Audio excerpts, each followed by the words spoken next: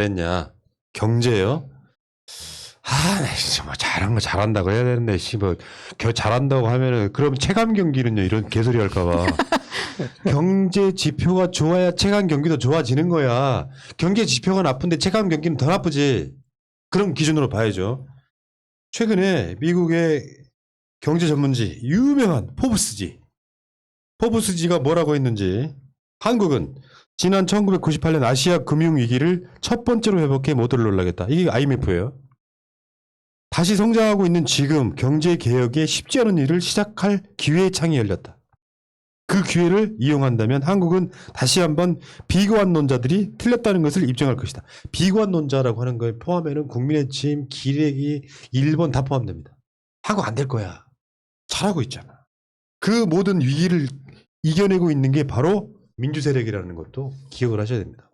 김대중 대통령 때, 지금 문재인 대통령 때 이겨내고 있잖아요. 자, 우리가 지금 그 자료를 하나 갖고 왔어요. 이거를 좀 조금만 독해를 좀 해드리려고. 1분기 경제 성장률이 1.6%라고 그랬죠. 1.6%. 그러면 같은 1분기에 다른 나라는 어떻게 됐을까요? 미국이 1.6%예요. 미국이. 세계 제1의 경제대국입니다. 아무리 중국이 뭐 어쩌고저쩌고 인구로 밀어붙여봐야 경제 1위 대국은 미국이에요. 1.6%. 독일, 프랑스 이런 거 다 합치면 그걸 유럽연합이라고 하잖아요. 거기를 소위 말하면 유로존이라고 부르는데 1분기 경제 성장률 마이너스 0.6%입니다. 작년 기저효과를 반대도 이래요. 한국이 작년에 마이너스 1이었잖아요. 그래서 가장 높은 곳에서 출발하니까 성장률이 어쩌고저쩌고 한 뭐 이런 것들이잖아. 쟤네들은 마이너스 6 이런 데서 출발했기 때문에 조금만 올라도 마이너스가 안 나와요. 정상인데 유로존은 지금 마이너스 0.6이에요. 1분기가. 그중에서 프랑스 마이너스 1.7 아니 독일 1.7 독일이 전 세계 영원한 제조업 제조업 경쟁률 1등인 나라예요. 마이너스 1.7 프랑스 0.4 대한민국이 1분기 성장률 1.6 대단하지 않습니까?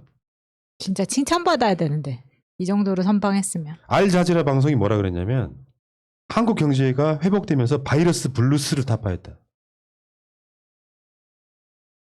지금 선진국 중에 제일 먼저 회복을 하고 있는 거예요. 한국을 선진국이라고 부르면 안 돼. 중국은 신흥국이고요. 한국은 선진국이야. 국제적으로 정확하게 분류를 안 하고 있을 뿐이에요. 그건 이제 교역상의 세금이라든 이런 문제가 있기 때문에. 심지어 중동에서도 칭찬을 하는데 중동에서 등극한 우리의 민족 정론지 알자지라. 그렇죠. 수출 10년 만에 최다 증가했습니다. 제조업이 7개월째 경기가 확장되고 있습니다. 소비 심리가 경제 회복에 힘실리면서 4개월 연속 개선되고 있습니다. 전 세계에서 볼 수 없는 현상이 대한민국 이 상황에 나타나고 있거든요. 근데 이게 대단한 거는 대한민국 기레기들이 말하지 않는 거. 봉쇄 조치 없이 경제 타격을 최소화했다는 거예요. 우리가 늘상 말씀드려왔지만 막지 않고 했다는 거야.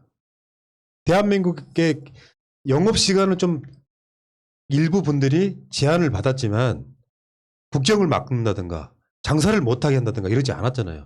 장사는 어떤 방식으로든지 했어. 한때 커피숍들이 테이크아웃 해가는 정도가 좀 힘들겠던 거고 현재 유흥업소가 영업을 못하는 정도를 제외하고 나면 경기활동 그대로 고장했죠. 지금 그 프랑스의 네제코는 어떻게 전망을 하고 있냐면은 현재 속도라면 올해 4% 성장도 가능하다는 거예요. 지금 모든 기관들이 JP모건 같은 경우는 4.6% 성장도 할 거다. 이렇게 전망을 하고 있습니다. 다만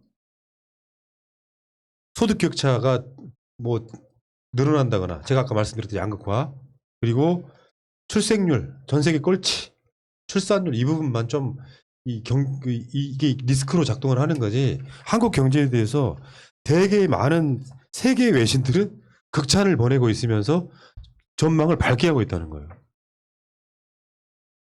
오로지 한국 언론만 경기가 어렵다, 한국이 어렵다라고 얘기를 하고 있고, 저는 우리나라가 정말 대단한 거는 진짜 봉쇄 조치 없이 이런 경제 성장이 일어났다라는 건 전 세계에서 보고 배워야 될 점이고, 그것 때문에 다들 부러워하는 겁니다. 지금 뭐 뉴질랜드나 이런 쪽도 많이 얘기가 되고 있지만, 뉴질랜드 굉장히 강력하게 락다운을 했던 곳인데 우리는 한 번도 그랬던 적이 없잖아요. 그러니까 그 기레기들이 락다운 안 했다고 부러워하고. 네. 근데 사실 코로나가 없었을 때보다 우리나라가 코로나가 있어서 더 잘한 것 같아요.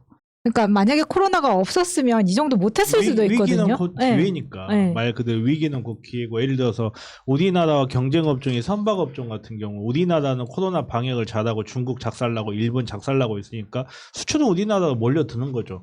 위기가 곧 기회가 될 수 있다는 거. 위기 상황에서 다른 나라들은 다 뒤처지고 있는데 우리만 현상 유지만 해줘도 네. 앞서 나가는 거거든요. 그러나. 제가 여러분들 기억을 상기시켜 드리기 위해서 이 코로나 시국에 대한민국이 세계 10위의 경제 대국에 들어갔어요.